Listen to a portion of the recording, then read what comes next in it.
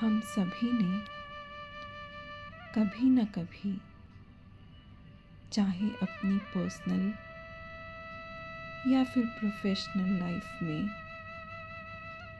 खुद को एक ऐसी स्थिति में पाया जहाँ दूसरे लोग हमें डोमिनेट करते हैं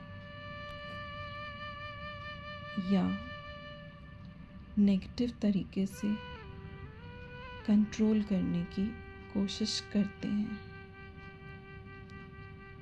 उस नेगेटिव एनर्जी का एक बहुत ही सामान्य उदाहरण हमारे किसी न किसी व्यक्तिगत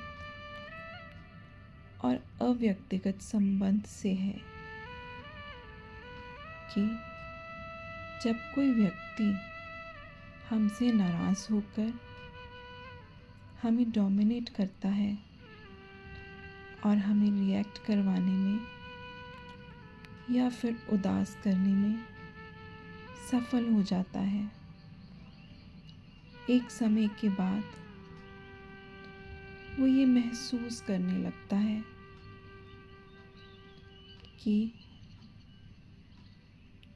उसके पास आपको कंट्रोल करने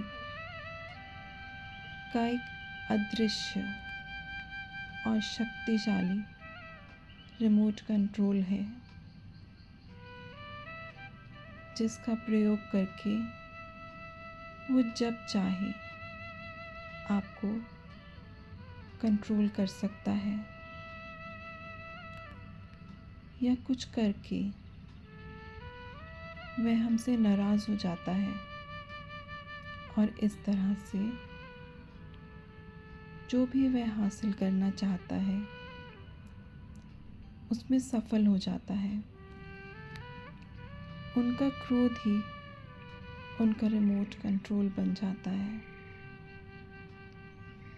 इसलिए जब हम रिएक्ट करते हैं तो हम दूसरे व्यक्तियों को वो रिमोट दे देते हैं, जिससे वो हमें कंट्रोल करने लगते हैं। ऐसे में हम खुद प्रभावित होना और दूसरों द्वारा डोमिनेट होना चुनते हैं। यहाँ ये समझना ज़रूरी है कि हम ही हैं जो दूसरों द्वारा नियंत्रित और डोमिनेट होने का चुनाव करते हैं, या फिर ये भी कर सकते हैं कि बिना किसी रिएक्शन में आए जैसा हम महसूस करते हैं उसे एक्सप्रेस करने के साथ उनके प्रति प्यार, सम्मान और शुभ भावनाएं बनाए रखें। आइए खुद को दूसरों द्वारा डोमिनेट और बाहरी सत्ताएं यानी लोग और चीज़ें, उनके प्रभाव से खुद को बचाएं। नहीं तो हम अपनी आध्यात्मिक ऊर्जा खो देंगे जब हम दूसरे व्यक्तियों के रिमोट कंट्रोल को सफलतापूर्वक कार्य करने देते हैं, और ऐसा करके हम खुद को आंतरिक रूप से कमज़ोर करते हैं, तो दूसरे व्यक्तियों के हाथों की कठपुतली बनकर रह जाते हैं। एक कठपुतली कभी भी शक्तिशाली नहीं होती, क्योंकि वो खुद से कोई कार्य नहीं करती, बल्कि दूसरे द्वारा नियंत्रित होती है।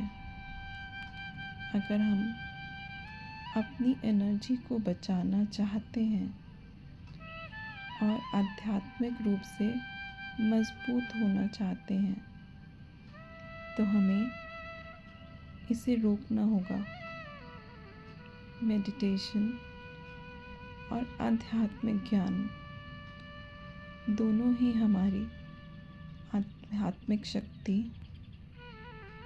के साथ साथ हमारे आत्मसम्मान को भी बढ़ाते हैं। ये दोनों हमें खुद को नियंत्रित करने में मदद करते हैं और साथ ही न सिर्फ दूसरों के रिमोट कंट्रोल के कार्य को असफल बनाते हैं, बल्कि खुद भी आक्रामक न होकर ज़रूरत पड़ने पर खुद के लिए खड़े हो पाते हैं।